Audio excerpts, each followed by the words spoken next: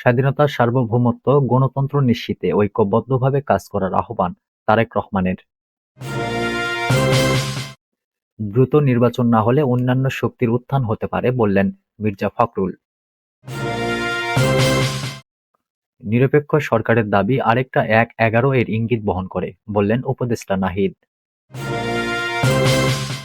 সর্বশেষ জানাবো প্রধান উপদেষ্টার সঙ্গে মেটার গ্লোবাল অ্যাফেয়ার্স প্রেসিডেন্টের সাক্ষাৎ। এতক্ষণ শুনছিলেন সংবাদ শিরোনাম, এবারে বিস্তারিত। স্বাধীনতা, সার্বভৌমত্ব, গণতন্ত্র নিশ্চিতে ঐক্যবদ্ধভাবে কাজ করার আহ্বান তারেক রহমানের। স্বাধীনতা, সার্বভৌমত্ব ও গণতন্ত্র নিশ্চিত করতে ঐক্যবদ্ধভাবে কাজ করার জন্য দেশবাসীর প্রতি আহ্বান জানিয়েছেন বিএনপির ভারপ্রাপ্ত চেয়ারম্যান তারেক রহমান। বৃহস্পতিবার ঐতিহাসিক গণ-অভ্যুত্থান দিবস উপলক্ষে এক বাণীতে তিনি এ আহ্বান জানান। বিএনপির ভারপ্রাপ্ত চেয়ারম্যান বলেন, আমাদের জাতীয় জীবনে ৬৯-এর গণ-অভ্যুত্থানের তাৎপর্য অপরিসীম। সুতরাং আজকের এই মহান দিনে আমি স্বাধীনতা, সার্বভৌমত্ব, গণতন্ত্র এবং মানুষের মৌলিক ও মানবাধিকার নিশ্চিত করতে ঐক্যবদ্ধভাবে কাজ করার জন্য দেশবাসীর প্রতি আহ্বান জানাই। তিনি বলেন, ২৪ জানুয়ারি আমাদের জাতীয় ইতিহাসে এক অবিস্মরণীয় দিন।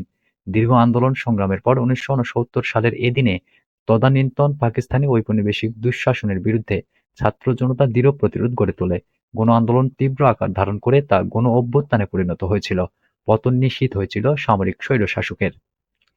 এ প্রসঙ্গে তারেক রহমান বলেন, এরই ধারাবাহিকতায় প্রশস্ত হয়েছিল আমাদের স্বাধীনতা অর্জনের পথ। গণ-অভ্যুত্থানের মূল লক্ষ্যই ছিল স্বৈরতন্ত্র থেকে গণতন্ত্রে প্রত্যাবর্তন। বহুদলীয় রাজনৈতিক কার্যক্রম, বহুমত এবং চিন্তার চর্চা ও মানুষের নাগরিক স্বাধীনতা ফিরে পাওয়া। অপর এক বাণীতে বিএনপি মহাসচিব মির্জা ফখরুল ইসলাম আলমগীর বলেন, ঐতিহাসিক গণ-অভ্যুত্থান দিবস আমাদের জাতীয় জীবনে এক গুরুত্বপূর্ণ দিন।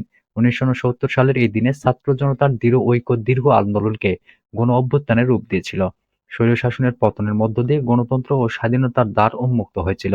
দেশের গণতন্ত্র ও নাগরিকের মৌলিক অধিকার সুরক্ষায় গণ-অভ্যুত্থান দিবস আমাদের প্রেরণার উৎস। মির্জা ফখরুল বলেন, এ দিবস আমাদের গণতন্ত্র ও স্বাধিকার অর্জনের চেতনাকে শাণিত করে এবং সকল অন্যায়, অবিচার ও নিপীড়নের বিরুদ্ধে প্রতিবাদী হতে আজও অনুপ্রেরণা যোগায়। আমি ৬৯-এর গণ আন্দোলন সহ বিভিন্ন গণতান্ত্রিক আন্দোলনের বীর শহীদদের স্মৃতির প্রতি গভীর শ্রদ্ধা জানাই। তাদের রুহের মাগফিরাত কামনা করি। দ্রুত নির্বাচন না হলে অন্যান্য শক্তির উত্থান হতে পারে বললেন মির্জা ফখরুল। দ্রুত নির্বাচন না হলে অন্যান্য শক্তির উত্থান হতে পারে বলে আশঙ্কা প্রকাশ করেছেন বিএনপি মহাসচিব মির্জা ফখরুল ইসলাম আলমগীর। বৃহস্পতিবার জাতীয় প্রেস ক্লাবে শহীদ আসাদ পরিষদের উদ্যোগে ৬৯-এর গণ অভ্যুত্থানের নায়ক শহীদ আসাদের ৫৬তম মৃত্যুবার্ষিকী উপলক্ষে এক আলোচনা সভায় তিনি এ আশঙ্কা প্রকাশ করেন। বিএনপি মহাসচিব বলেন, একটা কথা আমি বলি, যে কথা বললে পরে আমার সমালোচনা হয়। আমি বলি যে নির্বাচনটা দ্রুত হওয়া দরকার। কেন বলি, এই কথাটা আমি বারবার বলার চেষ্টা করেছি। আমরা বিশ্বাস করি যে নির্বাচন থেকে আমরা ১৫ বছর বঞ্চিত। এই নির্বাচনের মাধ্যমে জনগণ তাদের প্রতিনিধিকে নির্বাচিত করার একটা সুযোগ পাবে। তিনি বলেন, আপনারা দেখছেন যে জোর করে সেই বিষয়টাকে যদি বিতর্কিত করে ফেলা হয়, তাহলে তো জনগণ আবার সেই অধিকার থেকে বঞ্চিত হবে।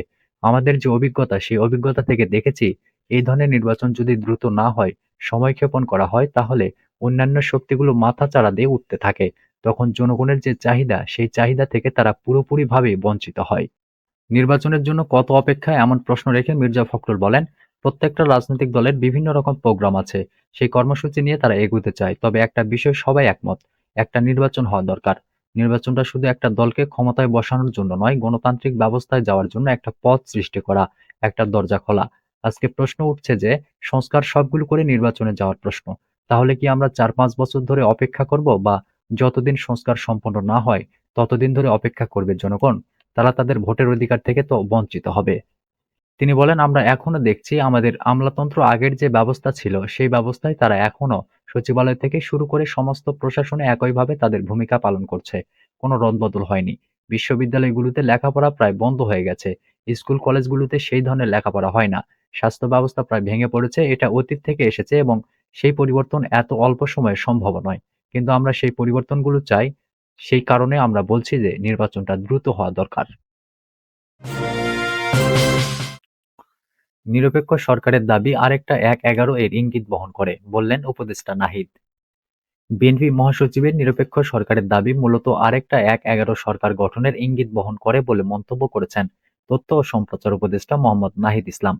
তিনি বলেন, বিএনপি মহাসচিবের বক্তব্যে সামনে আরেকটা ১-১১ সরকার, সংসদীয় সংখ্যাগরিষ্ঠতা ও নতজানু পররাষ্ট্রনীতির ধারাবাহিকতা এবং গুম, খুন ও জুলাই হত্যাকাণ্ডের বিচার না হওয়ার আলামত রয়েছে। এই ১-১১ বন্দোবস্ত থেকেই আওয়ামী ফ্যাসিজমের উত্থান ঘটেছিল। নাহিদ ইসলাম বলেন, ছাত্র এবং গণ-অভ্যুত্থানের নেতৃত্বকে মাইনাস করার পরিকল্পনা ৫ আগস্ট থেকেই শুরু হয়েছে। ৫ আগস্ট যখন ছাত্র জনতা রাজপথে লড়াই করেছে, পুলিশের গুলি অব্যাহত রয়েছে, তখন আমাদের আপোসকামী অনেক জাতীয় নেতৃবৃন্দ ক্যান্টনমেন্টের জনগণকে বাদ দিয়ে নতুন সরকার গঠন করার পরিকল্পনায় ব্যস্ত ছিলেন। তিনি বলেন, আমরা ৩ আগস্ট থেকে বলে আসছি, আমরা কোনো প্রকারের সেনা শাসন বা জরুরি অবস্থা মেনে নেব না।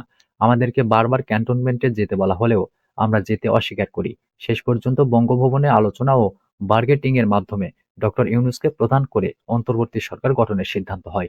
আমরা চেয়েছিলাম ফ্যাসিবাদ বিরোধী রাজনৈতিক দলগুলো ও নাগরিক সমাজের সমন্বয়ে একটা জাতীয় সরকার। জাতীয় সরকার হলে ছাত্রদের হয়তো সরকারে আসার প্রয়োজন হতো না। তথ্য ও সম্প্রচার উপদেষ্টা বলেন, জাতীয় সরকার অনেকদিন স্থায়ী হবে এই বিবেচনায় বিএনপি জাতীয় সরকারে রাজি হয় নাই। কিন্তু অভ্যুত্থানের পরেই দেশে জাতীয় সরকারের প্রয়োজনীয়তা সবচেয়ে বেশি ছিল। অথচ বিএনপি জাতীয় সরকারের কথা বলতেছে সামনের নির্বাচনের পরে। তিনি আরো বলেন, ছাত্ররা এই সরকারের এবং বিদ্যমান বাস্তবতার একমাত্র ফ্যাক্টর, যেটা ১-১১ সরকার থেকে বর্তমান সরকারকে সম্পূর্ণভাবে আলাদা করে। বিএনপি কয়েকদিন আগে -2 আলোচনা করলেও এখন ক্ষমতায় যাওয়ার পথ সুগম করার জন্য নিরপেক্ষ সরকারের নামে আরেকটি ১-১১ সরকারের প্রস্তাবনা করছে। এ ধরনের পরিকল্পনা গণতন্ত্র ও জাতীয় স্বার্থের বিরুদ্ধে যাবে এবং ছাত্র জনতা কোনোভাবেই এটা মেনে নেবে না, এবং আমি মনে করি এটা বিএনপির বিরুদ্ধেও ষড়যন্ত্র। অন্তর্বর্তী সরকারের সময় সব পক্ষই নানান সুবিধা ভোগ করছে উল্লেখ করে নাহিদ বলেন, এই সরকার জাতীয় সরকার না হলেও সরকারে আন্দোলনের সব পক্ষেরই অংশীদারত্ব রয়েছে এবং সব পক্ষই নানান সুবিধা ভোগ করছে। সরকার গঠনের আগে ৬ আগস্ট অ্যাটর্নি জেনারেল এবং পুলিশের আগের আইজির নিয়োগ হয়েছিল, যারা মূলত বিএনপির লোক। এরকমভাবে সরকারের উপর থেকে নিচ পর্যন্ত নানা স্তরে বিএনপিপন্থী লোকজন রয়েছে। নির্বাচনে নিরপেক্ষতার কথা বললে এই বাস্তবতাও মাথায় রাখতে হবে। প্রধান উপদেষ্টার সঙ্গে মেটার গ্লোবাল অ্যাফেয়ার্স প্রেসিডেন্টের সাক্ষাৎ। মেটা প্ল্যাটফর্মস ইনকর্পোরেটেডের global affairs president sir Nick Clegg বাংলাদেশের অন্তর্বর্তীকালীন সরকারের প্রধান উপদেষ্টা অধ্যাপক মোহাম্মদ ইউনূসের সঙ্গে সাক্ষাৎ করেছেন। বৃহস্পতিবার সুইজারল্যান্ডের দাভোসে বিশ্ব অর্থনৈতিক ফোরামের বার্ষিক সভার ফাঁকে এই সাক্ষাৎ করেন। এর আগে প্রধান উপদেষ্টা অধ্যাপক মোহাম্মদ ইউনূসের সাথে সাক্ষাৎ করেন জাতিসংঘের হাইকমিশনার, জাতিসংঘের মানবাধিকার বিষয়ক হাইকমিশনার ভলকার তুর্ক। এ সময় জুলাই নৃশংসতায় জাতিসংঘের ফ্যাক্ট ফাইন্ডিং কমিটির প্রতিবেদন মধ্য ফেব্রুয়ারিতে প্রকাশ করা হবে বলে প্রধান উপদেষ্টা অধ্যাপক মোহাম্মদ ইউনূসকে জানিয়েছেন জাতিসংঘের মানবাধিকার বিষয়ক হাই কমিশনার ভলকার তুর্ক। এ সময় প্রধান উপদেষ্টা ছাত্র জনতা আন্দোলনের সংগঠিত অপরাধের তদন্তের জন্য জাতিসংঘকে ধন্যবাদ জানান। তিনি বলেন, মধ্য ফেব্রুয়ারিতে ৬টি স্বাধীন কমিশনের রিপোর্টও প্রকাশ হবে। এই প্রতিবেদনগুলো একে অপরের পরিপূরক হতে পারে। পরে বৈঠকে প্রধান উপদেষ্টা জাতিসংঘের মানবাধিকার প্রধানকে রোহিঙ্গা সংকট সমাধানে সমর্থন করার আহ্বান জানান। প্রধান উপদেষ্টা বলেন, সম্প্রতি মিয়ানমার থেকে কয়েক হাজার নতুন রোহিঙ্গা নাগরিকের আগমনের পর অবস্থা আরও খারাপ হয়েছে। অনুপ্রবেশ রোধে রাখাইনে জাতিসংঘের তত্ত্বাবধানে একটি নিরাপদ অঞ্চল তৈরি করা জরুরি। ছাত্র জনতার অভ্যুত্থানে গত ৫ই আগস্ট পতন হয় শেখ হাসিনার নেতৃত্বাধীন আওয়ামী লীগ সরকারের। ওই আন্দোলনের সূত্রপাত জুলাইয়ের শুরুতে। এই আন্দোলনে হতাহত হয়েছেন অনেকে। বাংলাদেশ অন্তর্বর্তীকালীন সরকারের আমন্ত্রণে জাতিসংঘের মানবাধিকার দপ্তর ফ্যাক্ট ফাইন্ডিং মিশন গত ১লা জুলাই থেকে ১৫ই আগস্টের মধ্যে সংঘটিত মানবাধিকার লঙ্ঘনের অভিযোগের একটি স্বাধীন ও নিরপেক্ষ তদন্ত পরিচালনা করছে।